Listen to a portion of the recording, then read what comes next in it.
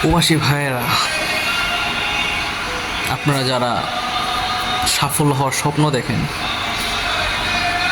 সাফল্য হওয়া কি এতটাই সহজ? সাফল্য অর্জনের জন্য আপনাকে কঠিন পরিশ্রম করতে হবে, আর এটাই বাস্তব। তো আমি বলবো না যে আপনারা স্বপ্ন দেখবেন না। স্বপ্ন মানুষকে বাঁচিয়ে রাখার